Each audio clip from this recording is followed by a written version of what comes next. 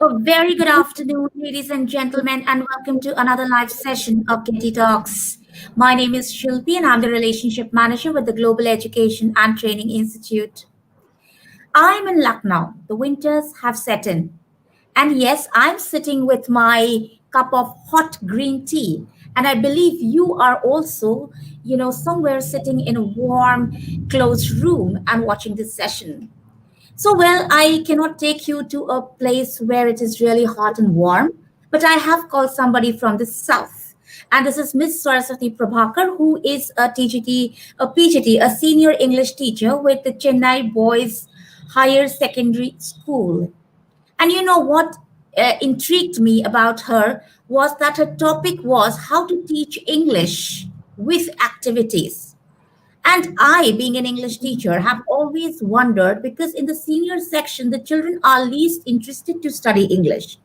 For them, English is just a subject to score, and they are more into the subjects that they have opted for. And not just the senior section, kindergarten onwards, when you come to the junior section, they feel as if they know English because they can speak. And when they learn to speak a language, they become confident. So, so teaching English to them, and especially correct English, because English is a language where pronunciation, diction, and grammar, all these things have to be taken care of. Not just English, any language for that matter. So I am here to learn from Miss Prabhakar as to how to teach English with activities.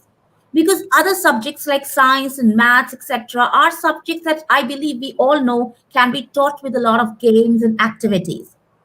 But here in English, it had been traditionally that, either you teach them orally the alphabets or in written. That's it, or rhymes and fonts. Beyond that, dealing with activities is something which is new. So, Ms. Prabhakar, I give you the platform and please go ahead and give us the session on this. Thank you so much. Thank you, Shilpi. Thank you very much for providing this platform for me to say something about how to teach English, which is usually the second language children study in our schools in India. And here I'm overwhelmed that you called me up and have arranged this session. I'll be speaking on the English teaching through activities and how to shape the minds of the next generation of students and inspire them to learn English with a very different perspective. And hope all of you will get some idea from me through my experience, which I have been in this field for near about more than 20 years. Okay, I'll be sharing my screen now.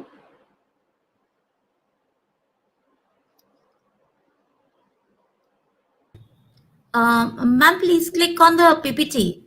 And Yeah, please, yeah. wait a second.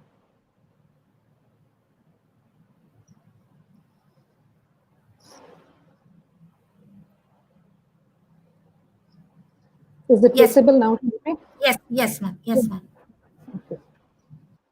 Teaching English through activities. I'm Saraswathy Prabhakar. My qualification is MA English as well as History and PGDLT in English, B.Ed, and I'm also a law graduate. I'm working as a TGT in Chennai Boys Higher Secondary School, Nangambakam.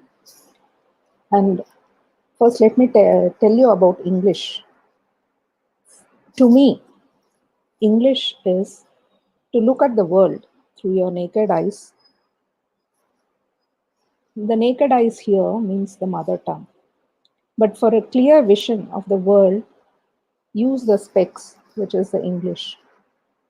And another part is this: look at the world through the specs, which is English, to get the reality accurately about the world also. What is going on in the world? Even though we use our mother tongue, if we know English, it'll be helpful, more helpful. And last but not the least, look at the global development through your specs, which is English, which will help you to get a clear version and vision without any color blindness. which may sometimes happen due to the non knowledge of English. The next one is why English? English as a language. It is considered as a global language. It is a link language of our country. Learners like to speak in English. It is a fantasy language for many. It is a bridge which connects us to the world. So, English is such a language which we have to learn and apply and use it in our day to day life, and to develop ourselves. It's a must.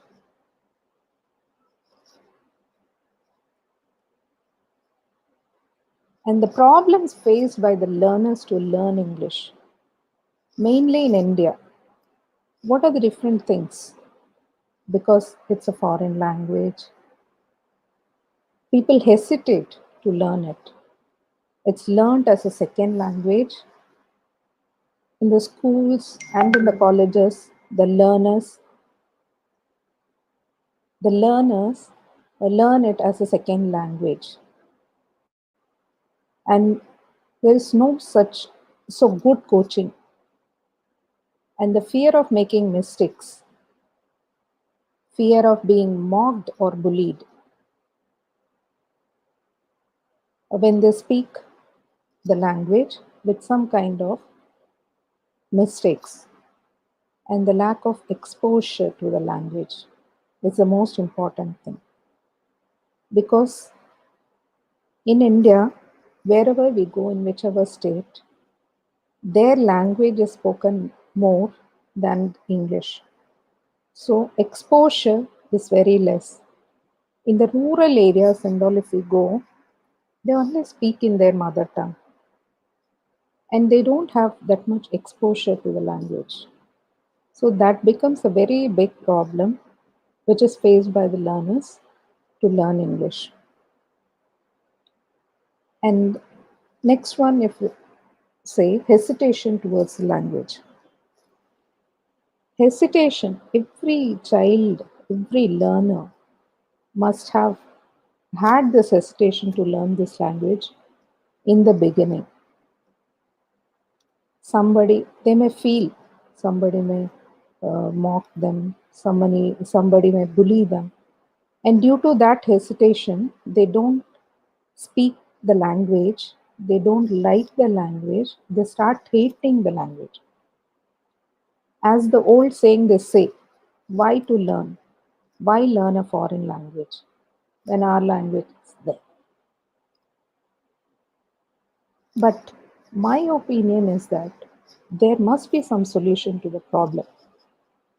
If our learners have to learn English and they have to prove themselves in the foreign land, they have to learn the language, which is English, which is a global language.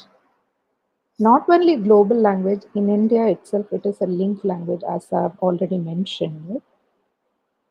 So the solutions to the problem is first one, motivation.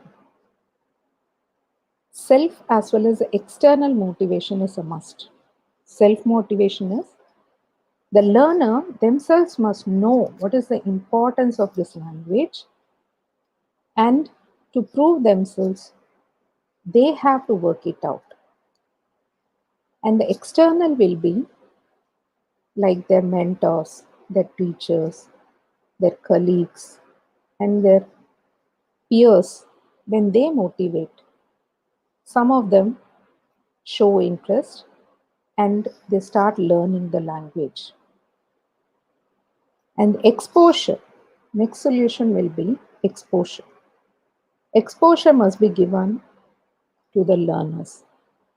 What kind of exposure will help them to learn this language? It is through the multimedia and some of the learning materials. They can even use the search engines like Google, Yahoo, and all.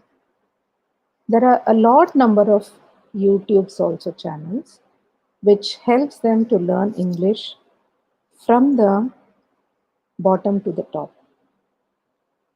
So this kind of exposure when the learners get, and these exposure can be provided by the teacher to the learners to develop their attitude that they have to learn English for their betterment. The next one will be confidence building. What is confidence building? Hesitation is the problem. And to overcome that hesitation, confidence has to be built among the learners. And how this can be done? By allowing the learners to speak in the way they are confident without controlling or correcting them in the beginning or in between, and allowing them to speak as they speak. And then the solution, another solution for the problem is the motto of the teacher towards the students or the learners. It should be fluency first and accuracy later. Fluency means let the students speak, let the learner speak in whatever way they want to speak. If they make some kind of mistakes, let them speak, let them complete what they want to say. And at the end, the teacher can say that they have created some problems or they have made some problems, they have made some mistakes, there is some problem in their speaking ability. There they can go at the end. When the child is ready to speak, let them speak. If they make a mistake, let them make. And at the end of their speech, then the teacher must enter and tell them that accuracy must be also maintained. And for that, the teacher has to give them some motivation and then help them to come to the accuracy. So the main motto of the teacher and the solution for the problem to learn English language is to follow the fluency first and accuracy later. Now, last but not the least again, appreciation. Appreciation is the gesture which boosts the learners when a teacher, a mentor gives them some appreciation when they learn something new. And without appreciation, the learners will not carry on learning. And mainly when it comes to the English language learning. And my presentation procedure here for this English language learning through activities, the way I have presented here, let me just give you a gist of it. Each activity has 6 parts based on the requirement of the activity. Step 1 will tell you about the aim of the activity. It describes what the teacher wants to do. And step 2 is the learning outcomes, which describes what the learners will come to know after the activity, after each activity. The step 3 will be skills developed. It describes what kinds of skills will be developed in the learners through the activity. All these, the aim, the learning outcome, skills developed. For this presentation, it is about English, but all this can be used for other languages too. Then going on to the step 4, materials needed. It describes the materials needed for the activity, each activity I have mentioned. And step 5, it is a teaching procedure. It describes how the activity has to be done in the classroom. Teaching procedure, again, I have described as step by step and hope it will be helpful for the teachers who are going to use this kind of activities in their classroom. Step 6, appreciation. For each activity, I have given an appreciation, and that appreciation equalizes the activity again. It describes about how the teacher can appreciate the learners for their performance in the class while paying attention to the teaching and learning it properly by responding to the ICQs. Simple appreciation gives a lot of motivation to the learners to do or study well. It is also a kind of gesture which brings about a strong bonding between the teacher and the learners.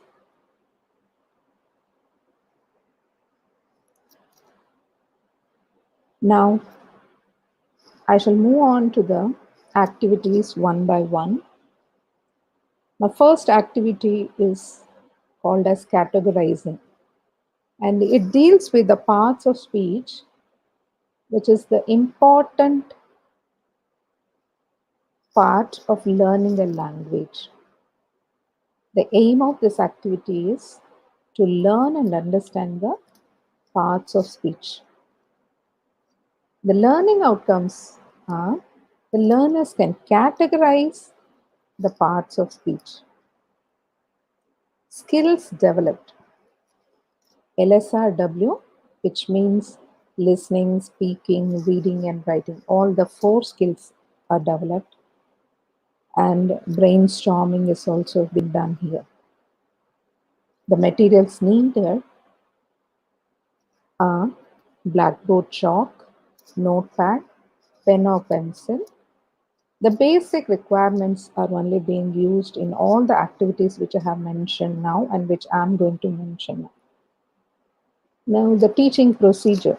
The first step of this activity will be you need to draw 8 columns on the board. Draw 8 columns and 5 rows or 6 rows. Just write it, draw it in front of the students itself. Now, ask the learners to write 10 different words in their notepads. Then the students will start writing it. Give them 2 to 3 minutes to write. Ask them to write whatever they feel like, whatever English words they know. Let them write 10 words. Let them write it. Write it in their notepad. Give the students some clues to write new words. If they somewhere when they feel I'm unable to write and all like that, if they feel, you can give them some hints.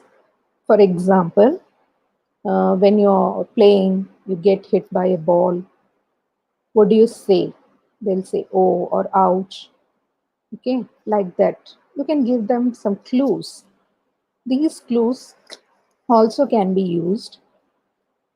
And now ask each student to say one word or 2 words.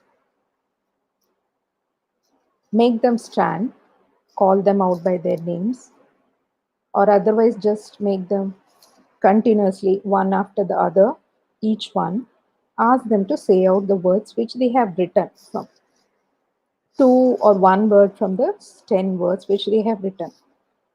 As a teacher, we can categorize the words in the columns which we have drawn. For example, if they say a word, they can just write it there.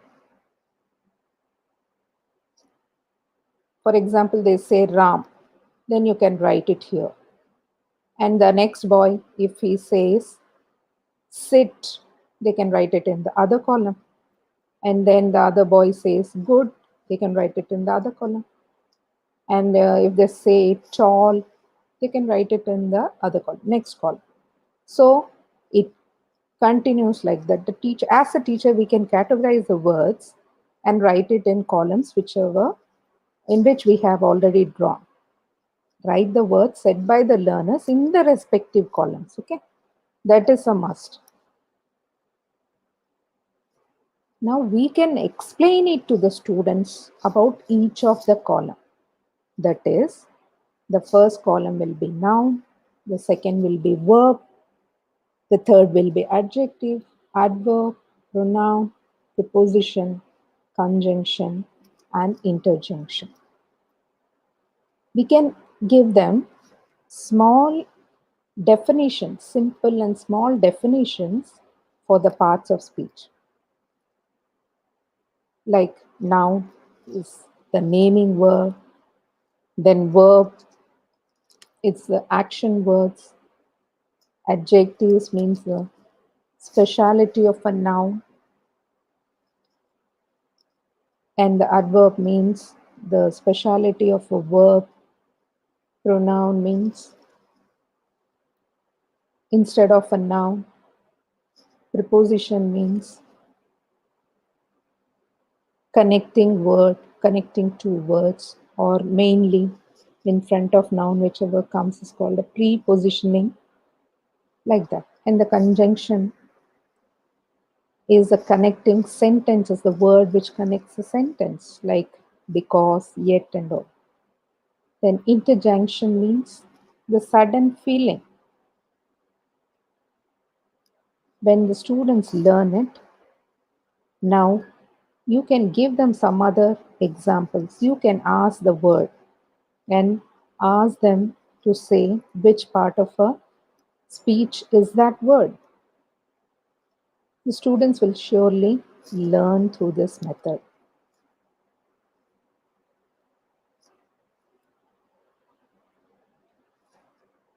At the end of this activity, appreciation comes.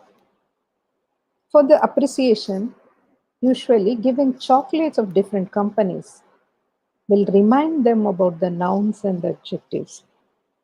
For example, a lot number of companies' chocolates are there, like the Kacha Mango Bite,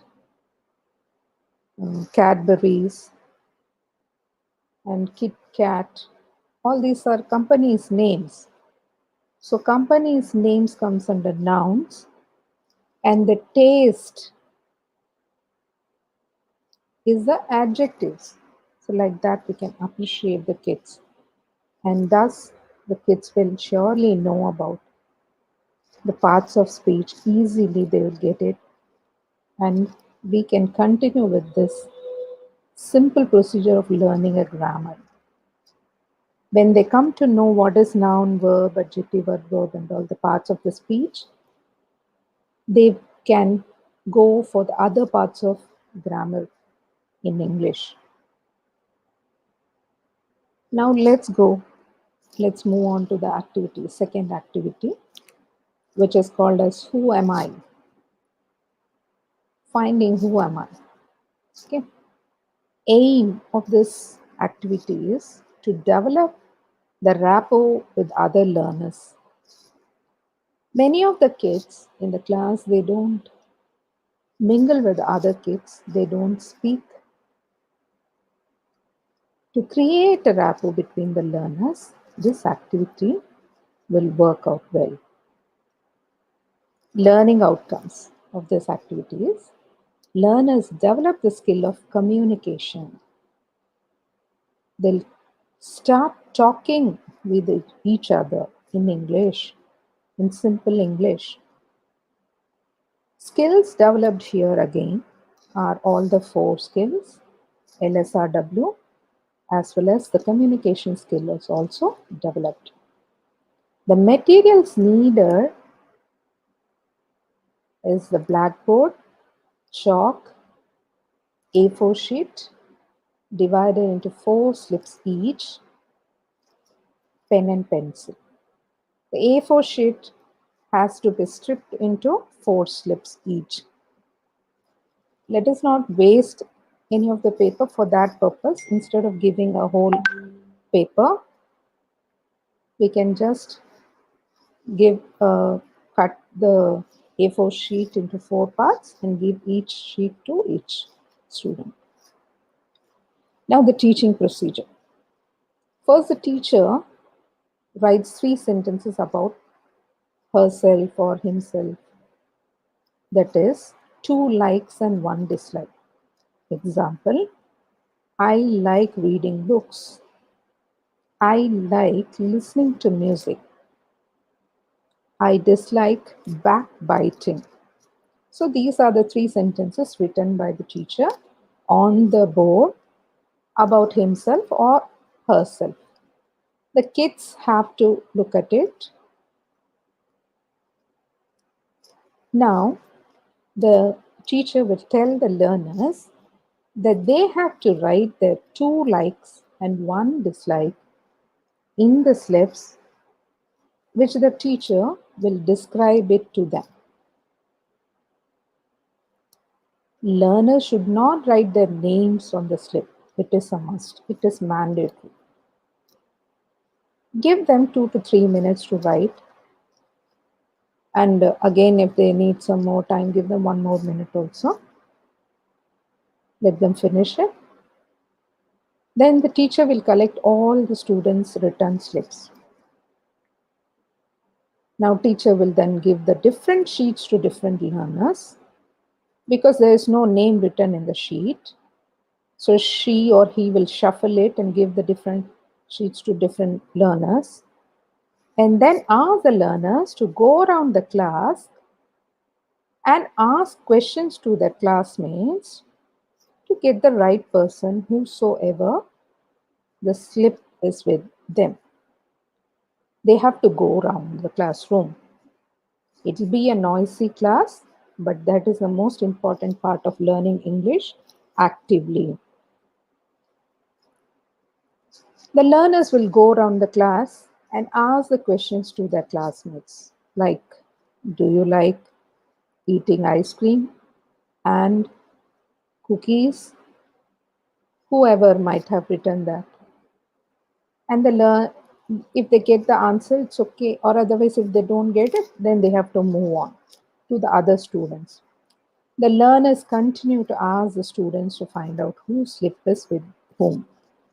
When the learner finds out the right person or the owner of the slip, they should shout bingo.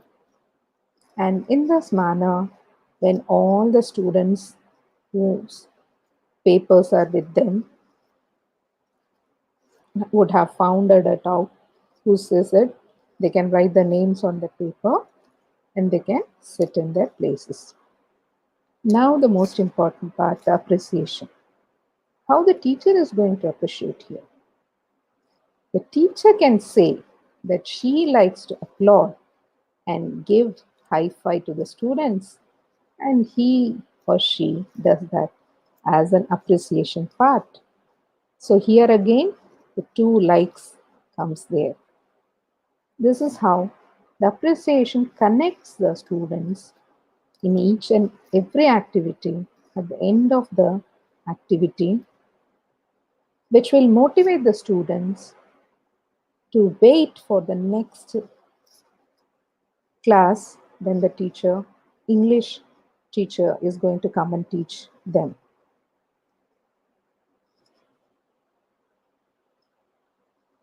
Now going on to activity 3, name home, or called as acrostics. Aim to think creatively. Learning outcomes. Learners will know what is acrostics and they can create their own acrostics, the name poem of their own. And the skills developed here, again, all the 4 LSRW, creativity, brainstorming, as well as the dictionary usage. It may be either offline or online, and the materials needed for this activity is the blackboard and chalk.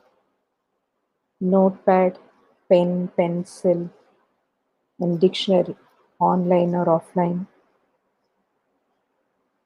Any kind of dictionary they can use for this activity. Now going to the teaching procedure. Teacher gives an example of his or her name poem by writing it on the blackboard. Example, I'm writing it for my own name, that is Saraswati, and I've cut short it into the first half Saras only, that is self-confident.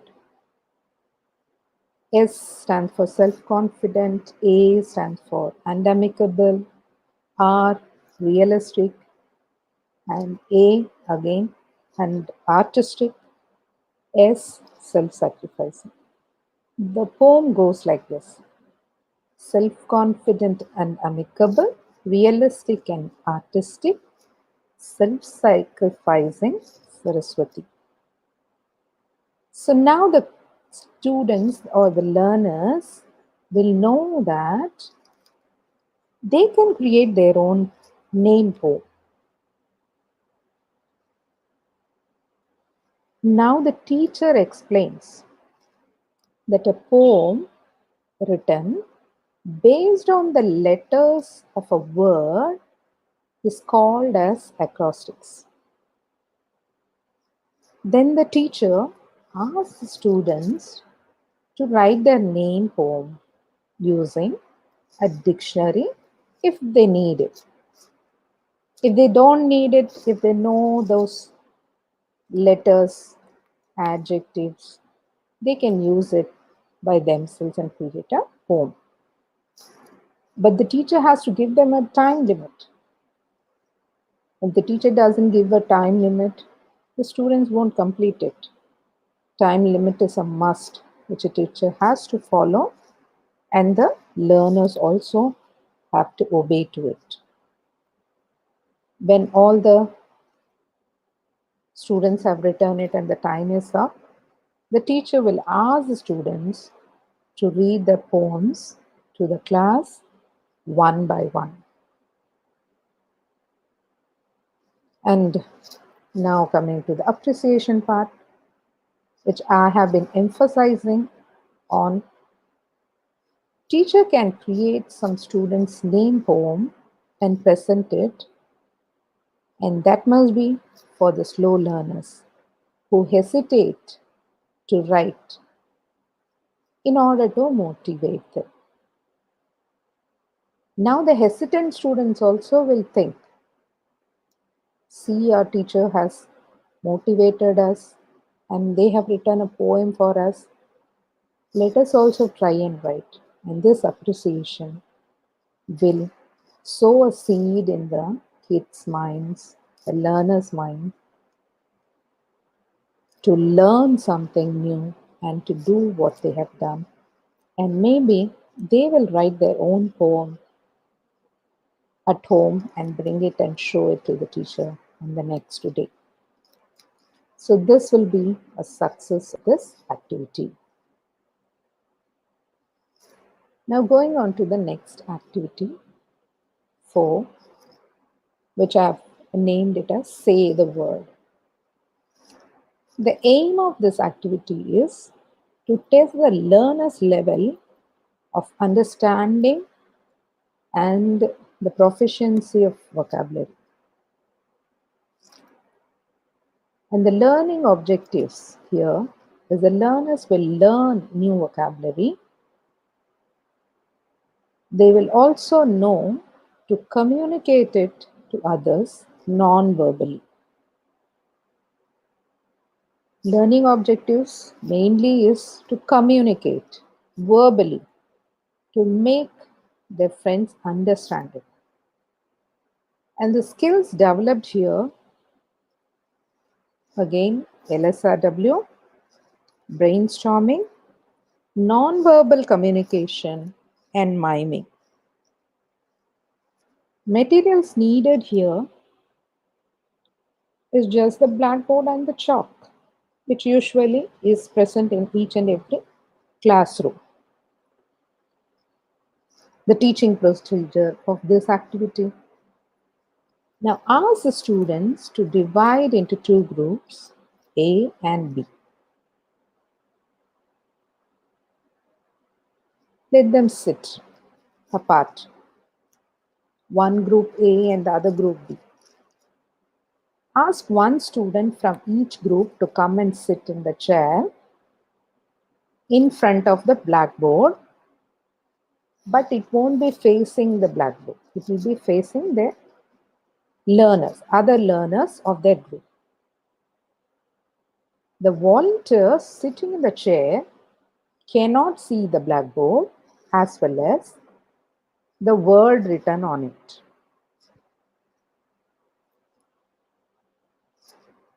That is the main criteria of this activity to bring about their capability or to check their language proficiency. Now the teacher writes a word on the blackboard which the volunteer from group A and group B cannot see. They will be facing only their group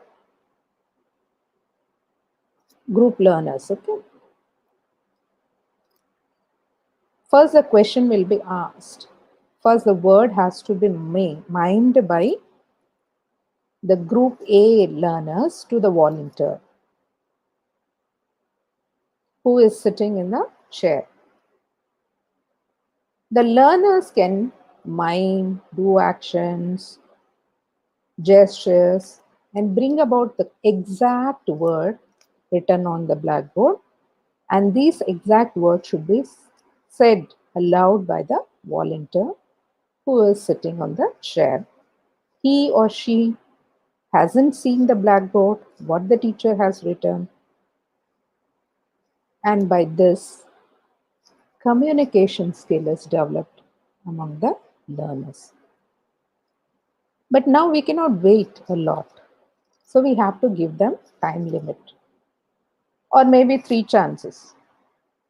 They cannot just carry on telling the words.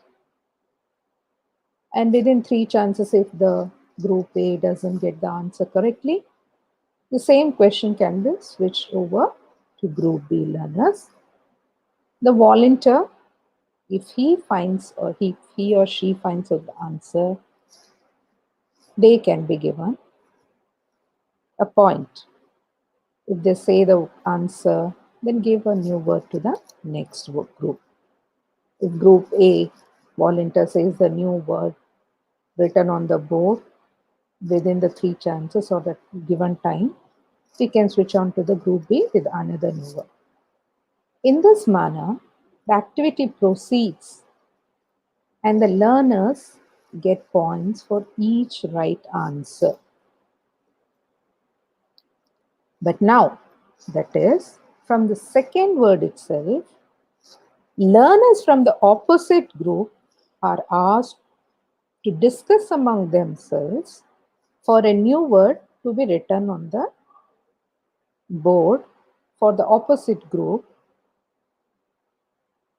So the teacher's involvement will be reduced and the whole activity will be conducted by the learners themselves. And the teacher here becomes only the facilitator. And one learner comes and writes the points on the blackboard.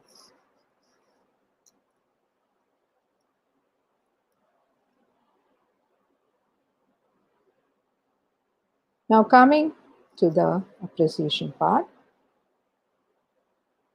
As for the appreciation for this activity, the teacher herself or himself can sit in the chair and ask one of the students to write a word on the board, on the blackboard, which he or she cannot see, and ask the other learners to help the teacher to recognize the word by miming. When a teacher does this way of appreciation, the students will feel a strong bond with their teacher. This bonding is most important for the learners to learn English, which they really hate to learn.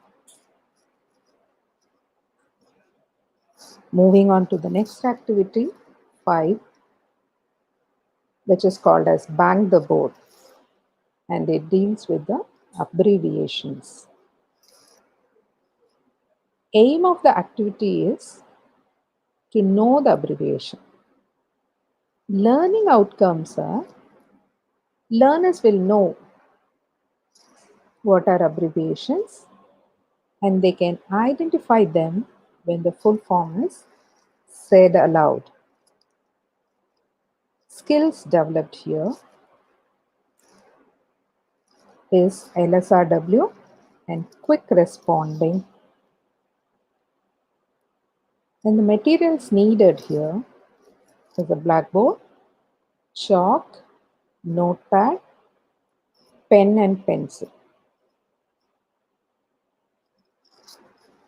Teaching procedure of this activity is teacher will ask the learners the full form of CW.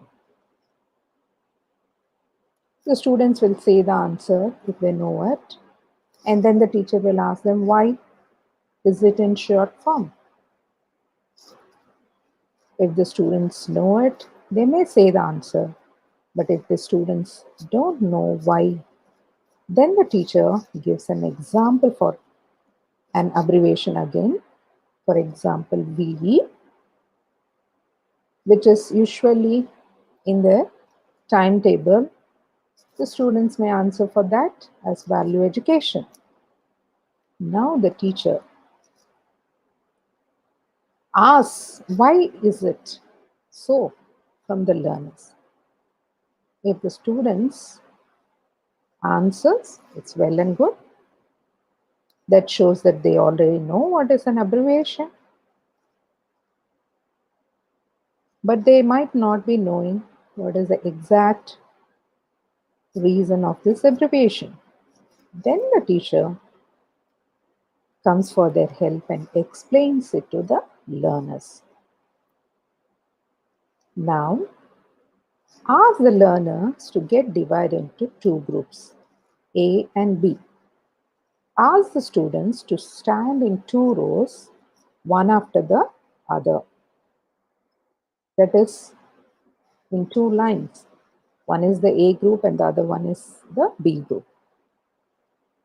Now teacher writes many abbreviations, a lot number of abbreviations on the blackboard, here and there filling the blackboard. For example, MP, MLA, and all like that. The whole blackboard should be filled here and there, all the abbreviations with the bubbles, within the bubbles like that, and or whatever she wants to draw, whatever he wants to draw like that, they can fill it up. The teacher then gives the instructions that when the teacher says the full form of an abbreviation, he'll be saying it aloud. Then one learner from each group who is standing in the front has to come. That is, he can run and bang the board wherever the abbreviation of the full form is written. If suppose the teacher reads it out, Member of Parliament, and that MP, the abbreviation is written in the right side corner on the top of the board, the child, the first student or the first learner from each group, whoever comes first and he finds it out, he or she finds it out and she bangs it. The learner from whichever group bangs the correct answer first gets the point and is declared the winner. The activity goes on until all the abbreviations on the blackboard has been banned. This banking procedure, you can see that the children love it. I have used it in my own class. You cannot say that the students or the learners who are standing at the back of the line will just carry on chit chatting. No, they will surely see whether their classmates, that is the group member, their group member, is pointing it correctly, because the teacher has read out the full form of the abbreviation aloud. So they will be helping. You can see here, there, and all like that. So the activity is again a noisy one, but yet the students will love to do it and learn it. At the end of the activity, the learners have to write down the abbreviations and the full form of the words in their notepad. By this method, they will be interested in learning the abbreviations, and whenever they go out, wherever they find some words which are abbreviated in abbreviation, they will remember this activity. Now, coming on to the appreciation part, the teacher can give humble pat on the back of the learners instead of banging on the learner's back. This is the appreciation given by the teacher for appreciating their good work done while doing this activity and learning abbreviations. Now, going on to the activity number 6, which is story writing. The aim of this activity is to develop creative thinking. Learning outcomes will be learners develop the attitude of writing stories. Mainly the writing part is developed with this activity. The skills developed here are LSRW, creative thinking, brainstorming, mainly the writing skill. The materials needed are some pictures. Here I have downloaded a picture from Google search engine, and the notepad, pen and pencil, which is required for writing the story. The pictures. Here in the picture, there are 4 parts you can see. Like this, many parts, pictures are there in the search engines, you can get it. Thanks to this genzi.com, which has provided this picture. Using this picture, first show the learners a picture or a photograph for the teaching procedure. Okay? Teacher asks the learners to describe the picture or the photograph verbally first. Verbally means what? The teacher can ask the learner. The teacher can ask the learner some questions regarding this picture. For example, what do you see here in this picture? How many kids are there? Which animal do you see there? What is the season there? Do you see any trees in this picture? Like this kinds of questions can be asked verbally, and when the students answer, tell them there is no right or wrong answer here. To boost up their motivation, to keep the thoughts that yes, we have to write something, we have to learn something. They can say anything, whatever they feel about the picture or the photograph. Then ask the learners to write down the questions and answer in the notebook or notepad roughly. Ask the learners to group the answers and create a story based on it. Let them use simple language. As I have already told you, the main motto of teaching English through activity is fluency first and accuracy later. Let them write it. Let them create their own story. And as you have already told in this activity that there is no right or wrong answer, then ask the learners one by one to present the story to the whole class. Some of may, some of them might be writing, giving names to the kids also in the picture. And some of the slow learners, they may feel dull and they might not be able to write it. For them, the appreciation parts again goes to. The appreciation here, for the appreciation part, the teacher can write a story for the learners, imagining the classroom as a picture or as a photograph. And here we can mention about the slow learners so that the learners will not feel back outing. They will try to answer the questions when the next chance is given to them.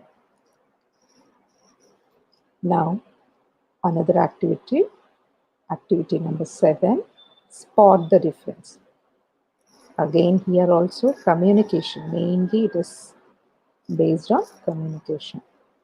The aim of this activity is to spot the difference. And the learning outcomes are learners will know to differentiate or discriminate between pictures and things.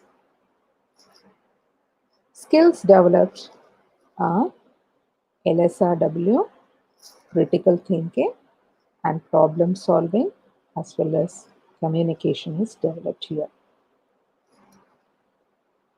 The materials needed, again, pictures for spotting the difference, which can be downloaded, or even the teachers can create their own pictures if they are very skilled, much skilled in drawing. I've taken some picture again, I've downloaded it from the Google. Pictures for spotting the difference. If you can see here, there are some differences. Now going on to the teaching procedure. Ma'am, Yes, yes, Shilpi. we are running short of time. Can you just Oh, little clear quick with the okay, with this we'll complete it. Okay. Show the picture to the learners, ask them to find the difference between and say it aloud. They should not shout together, ask them to say it one by raising their hands. For the first time, they'll say it hurriedly. Give them a second chance and ask them to say it slowly and properly. For the last chance, ask them to write the difference in their notepad. Last but not the least, again, appreciation part. For the appreciation part, the teacher can take another picture and conduct a competition between the learners and the teacher. The winner gets a beautiful present from the teacher.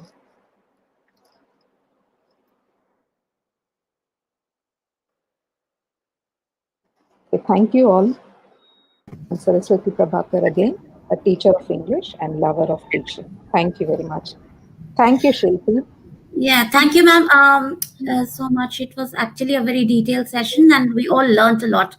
Now, Thank you. what I want to know from you is that these activities are very detailed ones, right?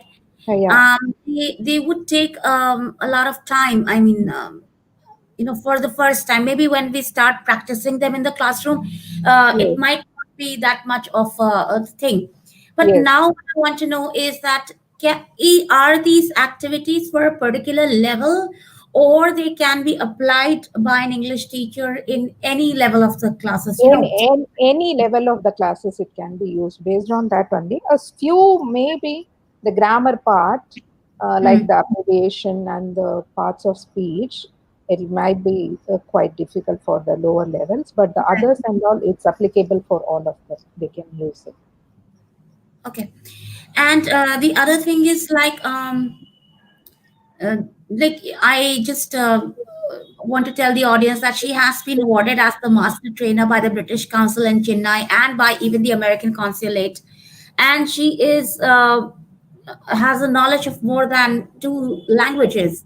All the vernacular languages in India, basically, she can understand them all. So, ma'am, as we take your leave, but my last question to you would be, Yes, what is the knack of learning languages? Is there an age? I know, I mean, basically, we all know that learning languages is much easier with children because, they learn by imitation. yes, And the first thing that they learn is communication. And, they don't go to a formal school to learn language. They learn language, their mother tongue, when they are at home, listening to the adults and imitating yeah, what they say. yeah, right, right.